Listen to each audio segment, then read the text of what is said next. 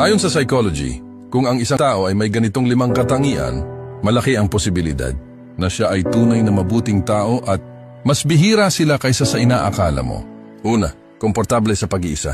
Hindi sila laging naghahanap ng kasama, hindi dahil ayaw nila sa tao, kundi dahil natuklasan nila ang kapayapaang tahimik, banayad at totoo kapag nag-iisa. Kilala nila ang sarili nila at sapat na iyon kahit walang nakakakita. Ikalawa, malalim mag-isip at makaramdam. Sila ang tipo na hindi basta nakakalimot.